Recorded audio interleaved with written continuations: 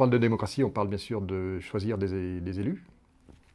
Pas seulement, mais c'est surtout ça pour l'instant, puisqu'on est dans une démocratie représentative, où on nous demande d'agir que assez rarement, on nous demande juste de mettre un bulletin dans l'urne, quoi, grosso modo. Et finalement, pourquoi a priori, on pense qu'on a besoin d'être gouverné. Bon, mais je rappelle quand même qu'en Belgique, il n'y a pas eu de gouvernement pendant plus d'1 année. Je ne connais pas la durée exacte, mais enfin, en tout cas, le pays ne s'est pas effondré.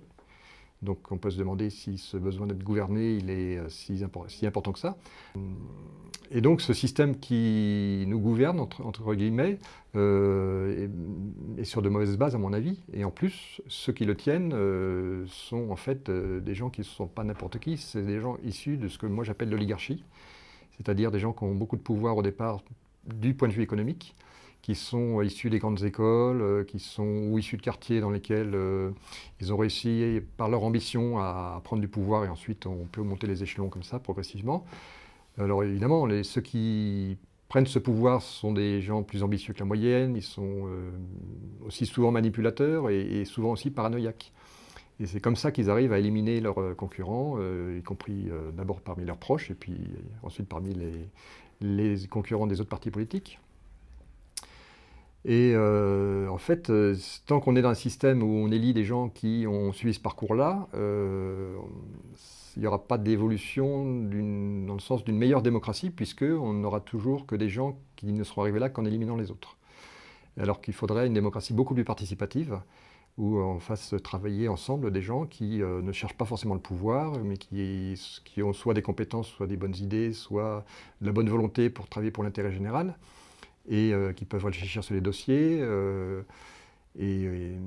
Donc voilà, moi j'attends une autre forme de démocratie, et on en a des prémices d'ailleurs en ce moment, peut-être avec des mouvements comme la Nuit debout, ou des choses comme ça, ou dans d'autres pays comme évidemment Podemos, Syriza, où en fait les gens reprennent un peu plus de pouvoir. Alors ça demande aussi de l'organisation, mais c'est une organisation complètement différente, où il ne s'agirait pas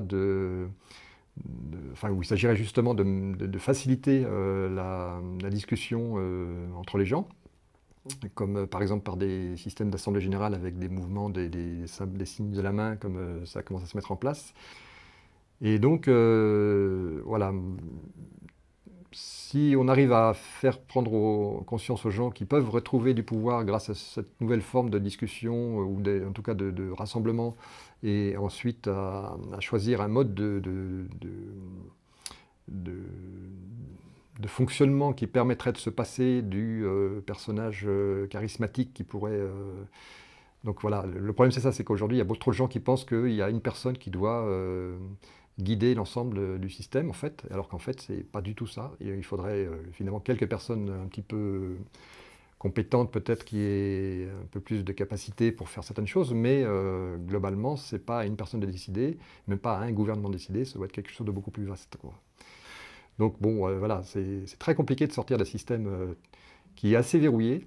Et donc je crois qu'il faut soutenir tous les mouvements qui permettraient de faire autre chose, mais sous une autre forme, disons.